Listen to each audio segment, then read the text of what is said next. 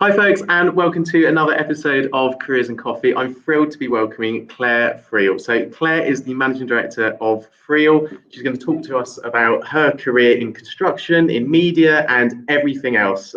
She's a brilliant friend of mine. She's going to give a fantastic insight into her career. So, let's bring her on to talk a little bit more about her. Clare, how are you doing? I'm fine, thank you. How are you? Life's good. Can't complain. But look, let's talk a little bit more about you, what you get up to, because I know you've got sort of 1,000,001 different roles. You've got a fantastic career with a business empire that just keeps on growing. So tell us about you and what you're currently up to. So I've got Friel, which is a marketing agency. So we manage people's social medias, organic, and then paid, which is when you go online and you look at a pair of trainers, and then every site you go on after that has those trainers. It's ninjas like us that do that. And then we have a PR arm as well. I've also got Construction Anglia, which is an online news magazine. So all positive stories from the region, because there's lots going on in the industry. They're all posted on there. And then more recently started Vida Media, which is a television production company. So we're currently trying to get a couple of programs commissioned on some big TV channels. Wow. Okay, that's seriously impressive. I mean, just day to day, what does an average day look like? I'm on the phone constantly, and here, there, and everywhere. So I think the biggest thing is, like, just to anyone that's watching, just networking from day dot, because the businesses that I've got don't reflect the qualifications that I've got. And I think learning on the job and knowing how to speak to people and things like that really do pay off in the long run. Massively. No, I can definitely agree with that. I think, especially where we're based, Suffolk or East Anglia or even further afield, it's always a small world. You're always going to bump into some familiar faces. Exactly. Making sure you're well networked definitely helps. And I mean, COVID has affected all sorts of businesses and individuals, all sorts of different shapes and sizes. But I mean, how have you had to adapt? I suppose both sort of personally and as a business. Personally, I think it was really good for me, because I would always be kind of leaving the house at 5:30 in the morning, not getting home till 10 at night, going to a lot of meetings. So it gave me time. We were as busy as ever, but it gave me time to take a breath. The business, we did have to restructure and look at kind of our service offering. So initially, the first 2 weeks, things were just dropping, and I was very upset. And then you kind of have that mindset of, well, everyone's in the same boat. And since then, we took someone on to do the paid advertising, and we've managed to grow during COVID. So it's been okay. And then the television production company was born during COVID. So it's something that I toyed around with last year, but actually having that time to take a breath has enabled us to do that and carry on. Yeah, I can imagine it just must take a lot of resilience to be able to sort of keep going. I think that's key. It's resilience. And also, if you've got an idea, as long as you're not hurting anyone and you're not going to go bankrupt, then just go for it. So it's how you go for it. If you've got an idea, just go for it. I think that's brilliant advice. Thank you. And we've just got a question. So that's a seriously amazing portfolio. How do you build an empire like that? I like the sound of that. Oh yeah, it makes it sound powerful. You know what? In all honesty, I only started my first business I started was about 3 years ago. And I think it's when you get to the point that you don't really care, you just believe in yourself. So there's a lot of things around you. Like, I was working for a company that went into administration. I had a job offer for a really, really good job, really nice salary, but I had an idea and I ran with it. And then it's all built from that. And so my first job ever was in television production, which is how I've like reconnected with people from way back when I was 19. And that's how I've come together with now. So it's just key to keep in touch with people, because you never know when your paths will cross again. And also just carry on going and being resilient. I think some people focus on the negatives, and you'll get a lot of people that say you can't do it. But if you believe in it enough, just run with it. Agreed. And yeah, I know that you've had quite an interesting path in terms of TV and media. So yeah, tell us a little bit more about how that started, and also where you are with new business as well. Yeah, so I went to Northgate Sixth Form in Ipswich, and when I was in sixth form, I had my daughter. obviously that's not something that everyone does, and it wasn't planned, but that really changed my mindset. So the subject that I was good at Northgate was media studies, and I got an A in that. So that kind of gave me my focus. And after I had Nia, I decided to pursue that. So I went up to London and handed out my CVs around Soho, and just wanted someone to give me a chance. And eventually there was this company that were like, oh, they're called Evolution Television. They were like, you haven't got this job, but the next one that comes up, it'll be yours. And I was like, right, okay. But I just rang them constantly, and eventually I got the job. And then they were like, it's probably isn't very HR compliant, but they're all my friends anyway. They're like, we weren't going to give you a job, A, because you lived in Ipswich and the job was in London, and B, because you had a young child. But I smashed that. Then went on to work on like Big Brother. So I worked for Endemol, so Celebrity Big Brother, all those quality TV shows that probably don't exist anymore. And the first series of The Apprentice. But then the balance of working in London and having a young child on my own in Ipswich there was no balance. So I came back to Ipswich, got a job in recruitment, worked in recruitment for years, but then ended up in construction recruitment. I love the construction element, but didn't like the recruitment element. And then went on to do business development for a construction company, which is where I sourced work for them. And then Friel Consultant was born, and then Friel was born, and then Vida was born, and Construction Anglia. So Vida, bring it sort of back to where we are presently. What's that business all about? So basically, we've got 2 television show concepts at the moment, and the way it works is we've done like a sizzle. It's called a sizzle. It's not a pilot, it's a sizzle. It's a 4-minute tape for the concept of the TV show that we want to do. We then take that to the big channels. If they like it, they might commission us to do a pilot, or they'll commission us to do X amount of episodes. And then that will end up on your TV screens at home. Can you like give us an exclusive on Careers and Coffee about what this new? Oh, I can't tell you, but it'll be very good. Okay, I'm gonna say that anyway. I'm looking forward to that. And I also just want to mention, so you talked about working in the construction sector, which tends to be quite a male-dominated industry and sector. You know, what's it like being a woman there? You know, was there any sort of stereotypes or challenges that you had to overcome?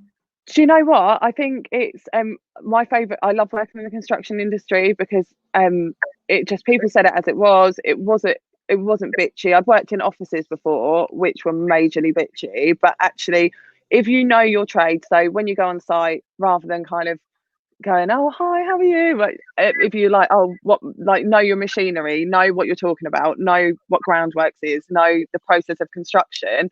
I think I had one bad experience, but apart from that, it was great, and I love the industry. It's just a majority of the work that we do for the marketing side of Friel is all in the construction industry. Yeah, brilliant, thank you. And I know we've sort of touched on school in sixth form a little bit, but again, you know, I will sort of rewind the clocks. You know, what was school like for you, and you know, what sort of careers advice, if any, did you get? I think I got told to be a librarian at my high school. I'm not going to lie to you. I'm pretty sure we all laughed about it at the time. But no, I enjoyed school, but I felt like I was more focused in year 7 to year 9, and then year 10 and 11, I wasn't as focused. And then sixth form, I enjoyed sixth form, and I just think that the media studies, like my teachers at Northgate, I still go and see them now because they were absolutely amazing to me, and I wouldn't have got my qualification without the support that they gave me when I was expecting my daughter.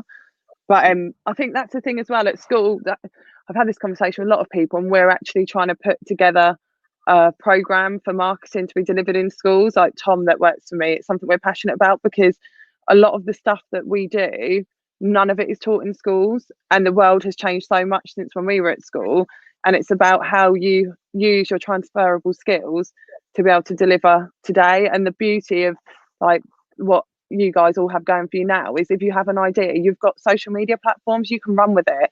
We didn't have that back in the day when I was at school. It was more structured, so you have so many opportunities available to you. That's brilliant to hear. And I think, you know, whilst we're on the topic of young people and, you know, young people at work, I mean, you know, you're an employer, you know, you've got a team of folks around you. What sort of skills do you look for from a young person at work? Do you know what? It's more the person fit. So it's really cheesy, but if you have the will, we'll give you the skill.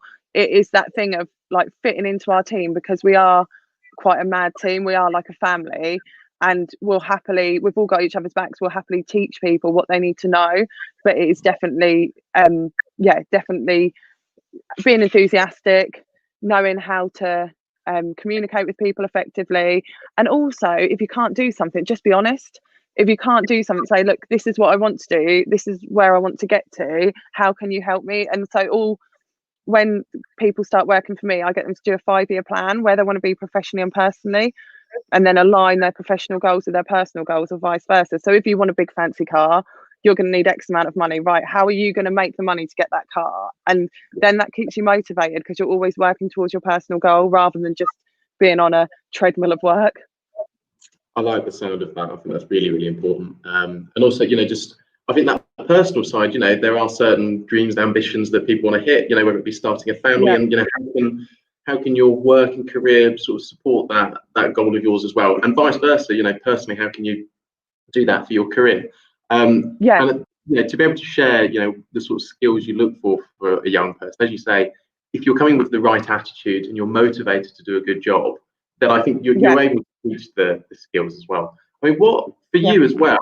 What sort of skills do you use at work? Because we've touched on that you're a managing director, and I know students watch this. But what does a managing director actually do? What does that mean? And what sort of skills do you use at work? So it's about spinning loads of plates. So you've got to look at the financials. So make sure that you're bringing in enough money to cover everyone's overheads. You've got to keep all your clients happy. So make sure that everyone that's engaged with your business is getting the service that they want, and they're happy. I think the most important is making sure your employees are happy, because if you've got happy employees, then everything's so much better. And just looking to the future and keeping an eye on like what's going on out there at the moment, because we do a lot of LinkedIn posting, and for our clients, they want to get more traction on that platform. Now the algorithm changes every so often, so whereas before you put a post up and you do loads of hashtags, now you're more likely to get picked up if you only use 3. So it's making sure that you're on top of everything.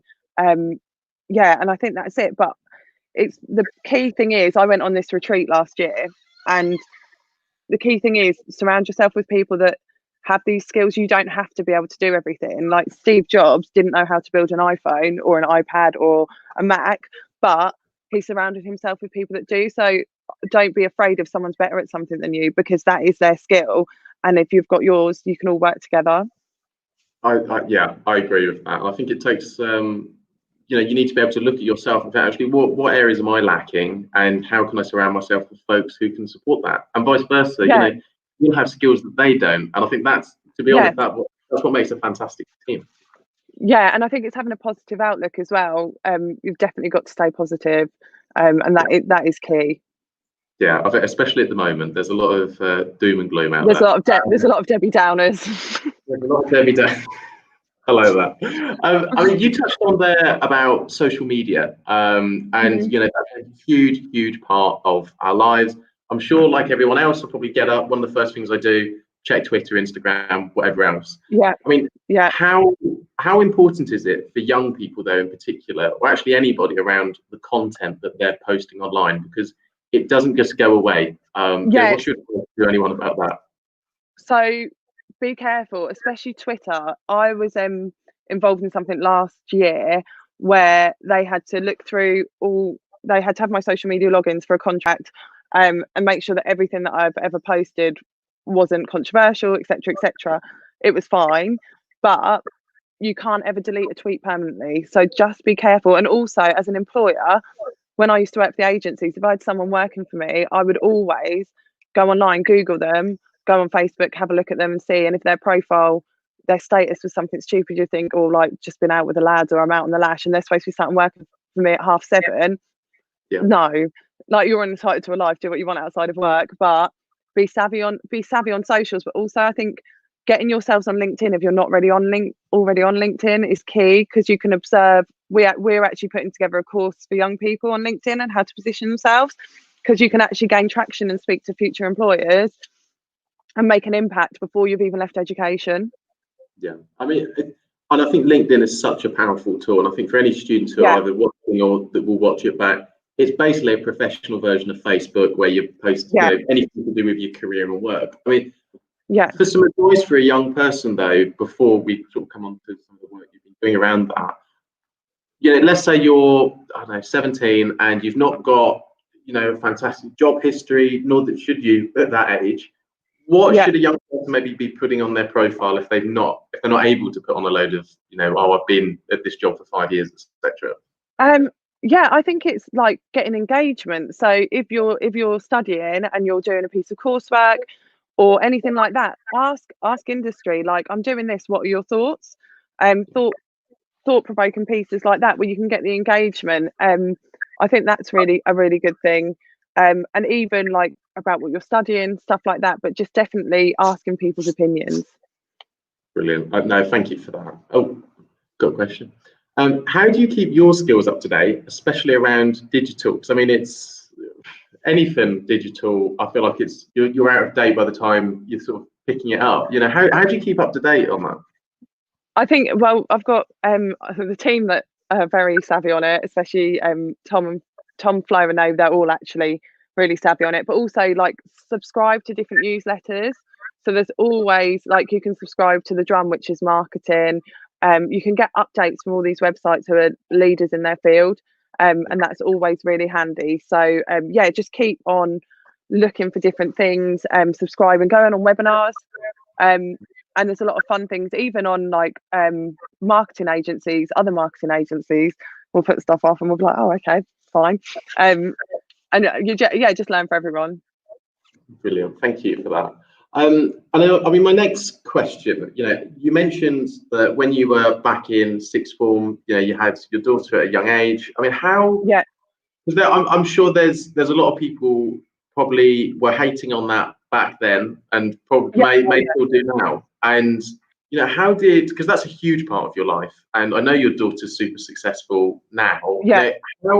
How did that impact your career? And what's your advice to any other maybe young mums out there who are thinking, whoa, what do I do next? I think, do you know what? It did affect me. Like, it's the stereotype and the preconceptions that come around it. And I think probably, if I'm honest, last year or when I started my businesses, that's when I got rid of the chip on my shoulder about it. Because when I was in my early days, you couldn't really, people assume that you're going to be unreliable, you're going to have to leave early, you're going to have to go off to appointments when you've got children. So I almost struggle with the balance of being a mum and working. So I was leading two separate lives.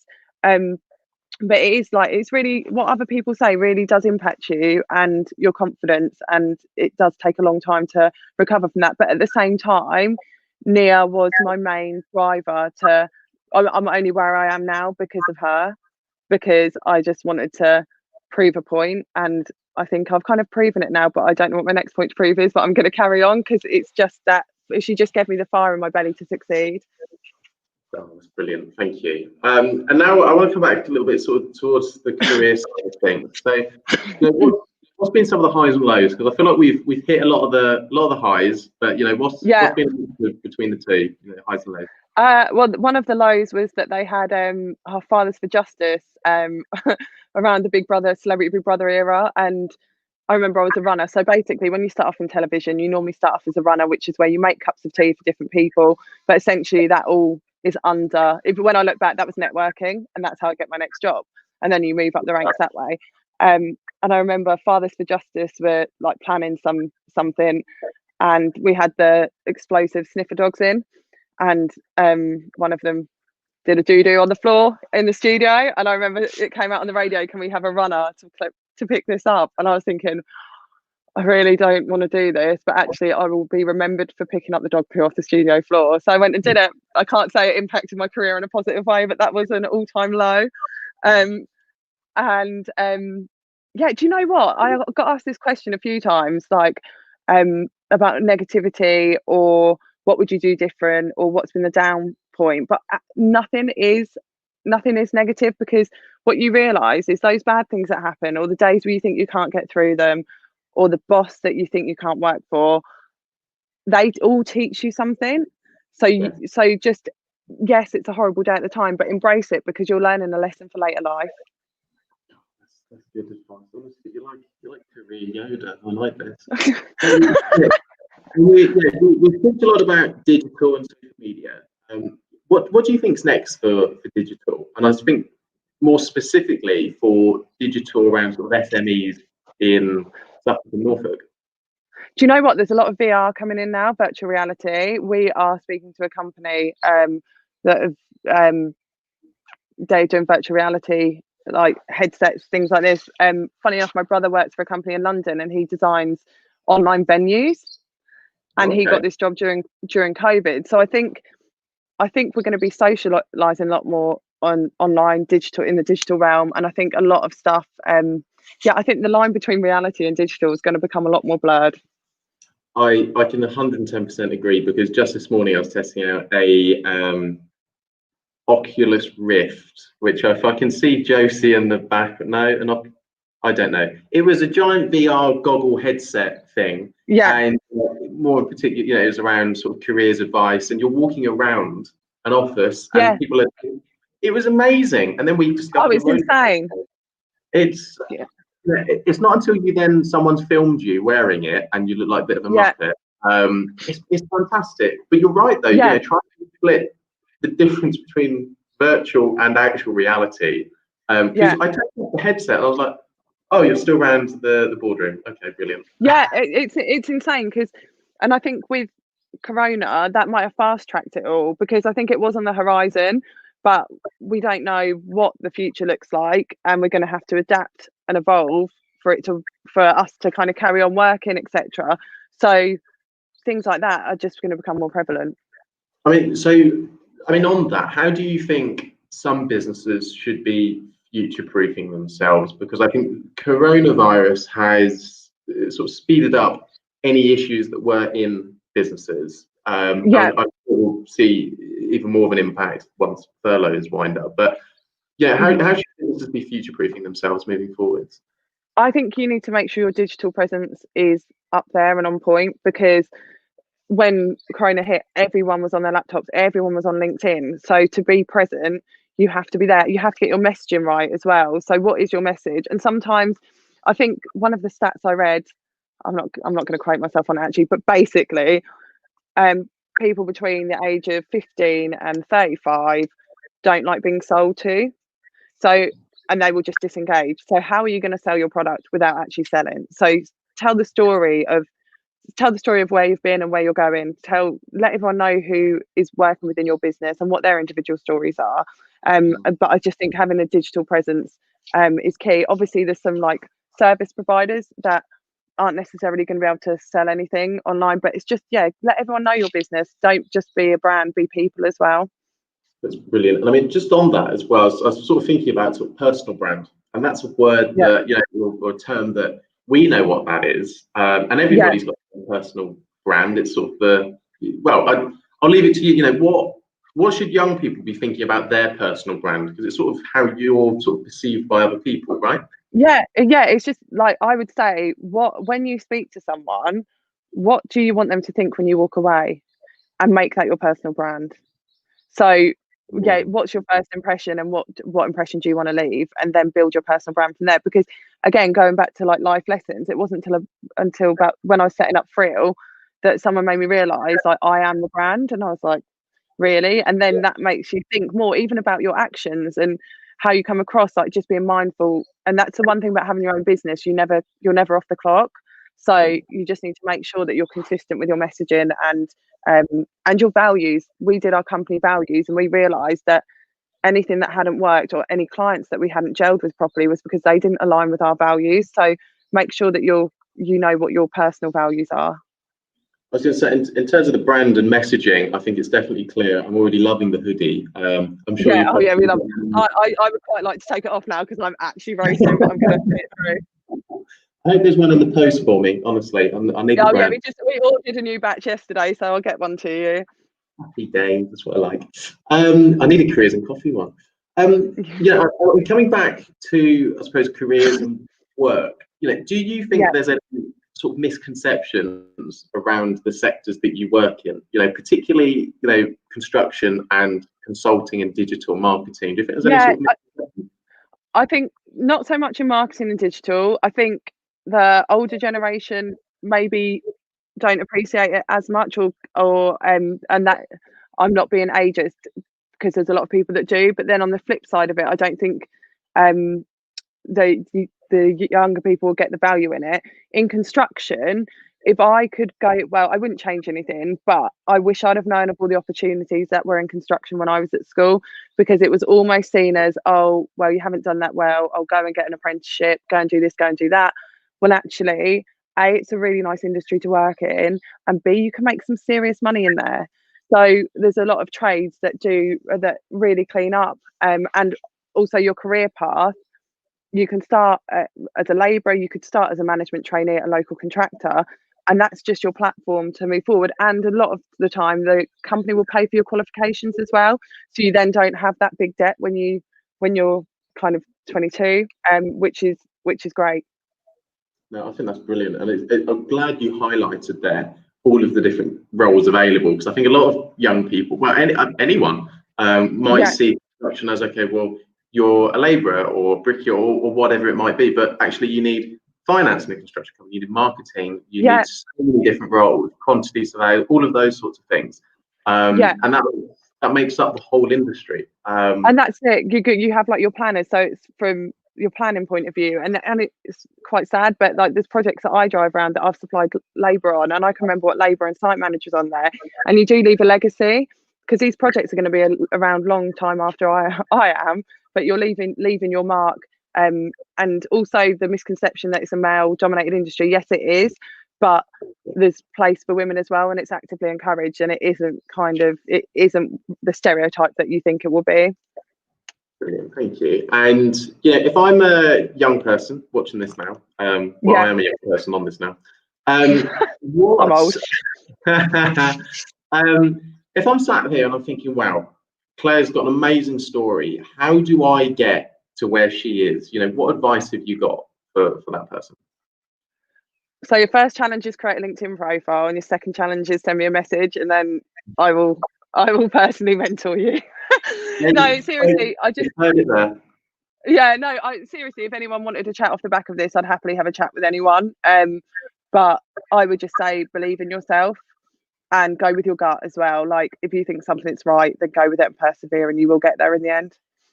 That's brilliant, thank you. And yeah, I mean, let's sort of rewind the clock back a little bit. So yeah, let's go back to 17-year-old Claire. What advice would you give her, bearing in mind all of the experience and knowledge that you now have? What's your advice to 17-year-old Claire? Calm down, it'll be fine. No, I would just, I don't know, because I wouldn't change anything. Do you know what I mean? But I'd probably have more self-belief. I'd just say have more self-confidence. Yeah, I think that's great advice. Well, I mean, Claire, I think I've got another question in. I can't even get onto my own one. So what do you like about living in Norfolk and Suffolk? I like that we're close to the beach. I like a lot about it, and I like more now that COVID hit and we couldn't really go that far.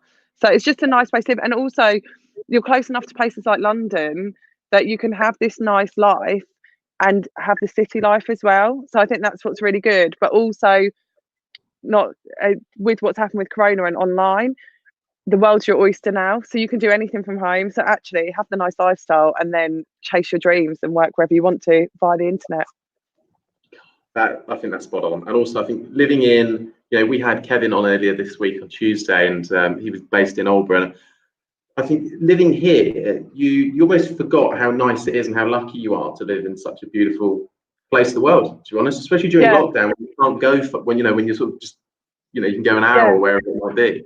Yeah, I live in Ipswich, and I found so many walks that I never knew existed during lockdown. But even like me and the children, like last night, I took them down to Felix and they went paddleboarding. Now, you can't, you can get it other places, but it's just counting your blessings and knowing you've got that all on your doorstep. Yeah, no, I think it's so important, and it's like a fan club for Suffolk today. I'm liking it. Well, I'm going to finish it on there, because for once I will actually finish on time.